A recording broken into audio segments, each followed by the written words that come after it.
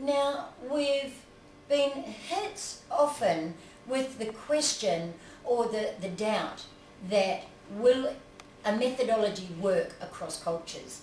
And here in Hong Kong and in Singapore, where our operation is based, they are multicultural. It's an exciting, invigorating working opportunity in corporations that are very, very cosmopolitan, multicultural, and it's constantly growing as our globe shrinks and we get to work more in UK time zones, US time zones, and even here in Asia Pacific.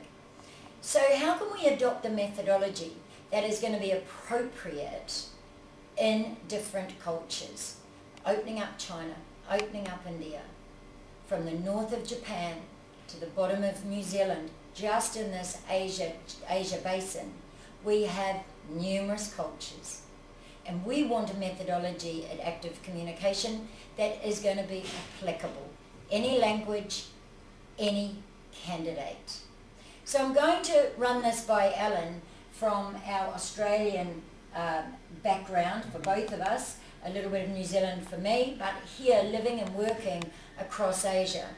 How can this methodology help us bridge cultural differences, language differences? Yes, yeah. Well, it's a real issue, and more Australian companies, of course, are working with people across the globe and striking cultural issues. And I just had a fascinating example this week, working with a financial institution in Australia that has offshore operations in Asia, and working with one of the managers where there'd been quite a significant communication breakdown that had delayed a project quite significantly. Right. And what the manager wanted to work on was making sure that people were going to act on what they decided on at a meeting. Right. The meeting was over the phone and followed up by email. Right. And what she was finding is that people weren't doing what she thought they'd agreed to. So they'd verbally agreed in the meeting, Yep. followed up on an email, but the delivery didn't meet the manager's expectations. Yes. Okay. Yeah. And what we looked at was that she was carrying an assumption, which is so easy for us all to do, that what she thought she had conveyed had been understood exactly the way she wanted it to be, which wasn't the case.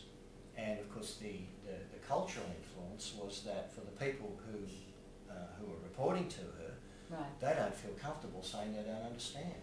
Right. It's not culturally acceptable to do that. Okay, so they were based in India. Yes. And she is the manager, so there could be a gender issue, there's a cultural issue, there's a time zone, there's a language. So in this example, we are faced with, or you are faced with, helping a manager bridge all those gaps. Yeah. So how did she do it? So she can do her job and be effective. Yeah. Well, what we worked at was for her to explicitly check out that she's been understood the way she wanted to, not by quizzing or interrogating people, but to own the responsibility for being clear. And so what she found acceptable was to start her checking in with people by saying things like, let me just make sure that I've been clear about what I would like you to do, because sometimes I mightn't have explained things very clearly. Right. Could you please let me know what it is you understand I would like you to do? Oh, okay. Okay. Now it's not rocket science. So checking in, checking out at the end of the meeting, verbally now, in a conversation. So coming back to that conversational approach. Yeah. Like giving her the words to say. Well, suggesting an approach Right. that would mean that she would surface the assumption she wasn't aware of, and she would act on that assumption to check out if it was accurate. I've got an example of that myself in working with some Japanese clients and working over the phone as we do with video and teleconferencing now with Skype. We are becoming more connected but less clear. Yes. And where I learned a lesson was in Japan when my Japanese clients were going, hi, hi. I was assuming hi was okay. Yes, of course I'll do that for you, MJ. Yeah. But what they're really saying is, I hear you. Yeah. It stops here. So that's a great method to get into without really making a deliberate effort to check in. Yeah. Yeah. Well, I have a fascinating example from a person I worked with who was consulting in Vietnam. Right. Western person consulting in Vietnam. And what we worked out in the conversation, that there's at least 4 ways to say yes in that part of the world. Right. The first part is, yes, I hear you.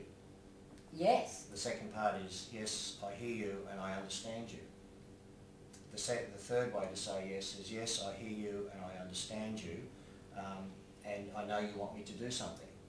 And the fourth way is, yes, I hear you, I understand you, I know I want me to do something, and I commit to do that. Right. And all that's in the subtlety of the voice tonality in the response.